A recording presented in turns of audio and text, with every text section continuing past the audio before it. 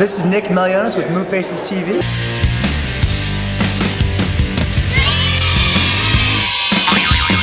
Would you like to introduce yourself, actually? Hi, Kym McNicholas. I'm an executive producer for PandoDaily. You have a really good voice. Yeah, I've been practicing it on camera. for 23 years now. I've been practicing. That's a really long time. Yeah, been going at it for quite some time now. Would you mind just introducing yourself and talking about what it is you do with PandoDaily? So I produce all the videos for PandoDaily, and I used to work at Forbes. I worked there for 5 years, built the video department. This is actually the 5th video department I built from the ground up. It's unbelievable. I started actually at a TV station over at Central Florida News 13, and it is seriously like a circus, helping to build a full TV station. It's like going to band camp. So much fun. And so from that point on, from when I was 21, starting out in the business world straight out of college, I got the experience of building something. And so ever since then, I've always wanted to be a part of building something.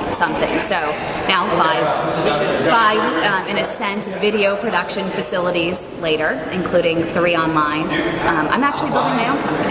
Oh, it's unbelievable. Mm-hmm. So is PandoDaily your own company, or you're doing something outside of it? No, I left. So when I was at Forbes, I was covering entrepreneurs, and I wanted to really get into their head and really just figure out what is their pain point, what are their pain points, multiple pain points. And so I applied to get into Stanford's new venture creation program, and I just wanted to audit the program just so I could go in there and really understand what they're going through step by step.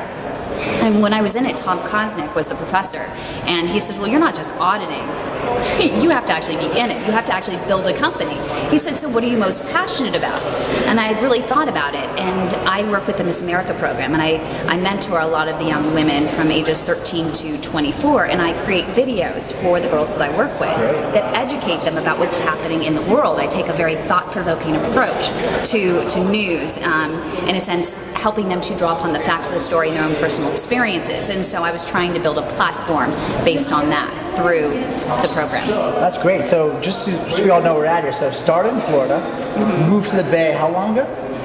I'm actually from the Bay Area. Oh, great. And then with a week's notice, I actually moved to Florida. No way, yeah. So the news director said, so, you're interested in coming here, can you be here Monday? And I said, sure. That's how it goes in the Bay, apparently. That's incredible. So then went to Florida, and then now back in the Bay, happy to be here?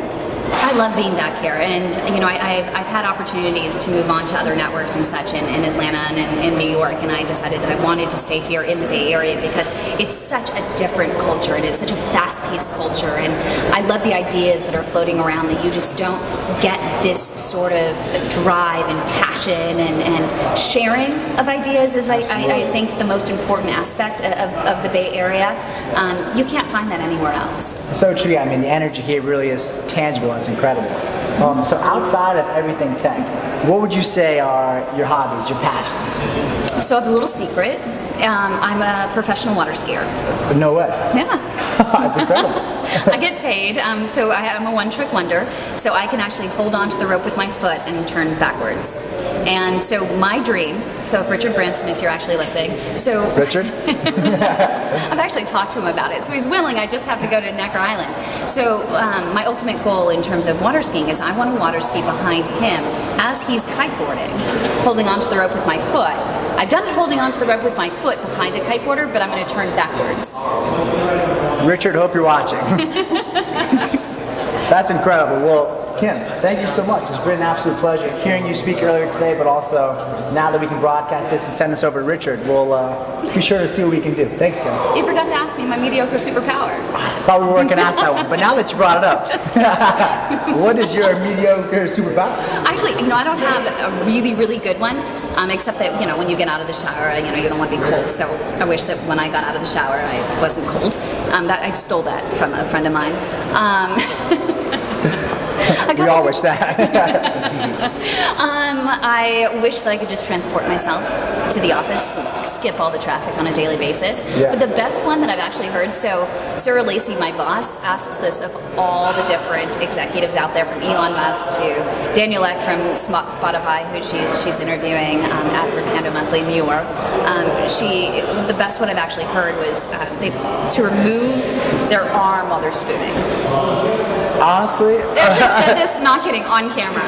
One of the best And so- responses. I mean, you think they do like an automatic bed maker or, you know, something like that is like Maybe practical. a bed that goes, your arm can go underneath. Oh, there you go. Yeah, you No, so dive someone's into the actually bed. creating something. So No way. someone, we actually get every single time we do these and we interview someone about it, people try to create these things, which is absolutely unbelievable. I mean, spooning is becoming a problem. Okay, we need a solution for that. So, Have you had an interview that ends on that? never ended an interview on that, but I think today's the day. Kym, thank you. Thank you. And this is Nick with Move Faces TV. Thanks again. We're doing the show to shit live. Check it out.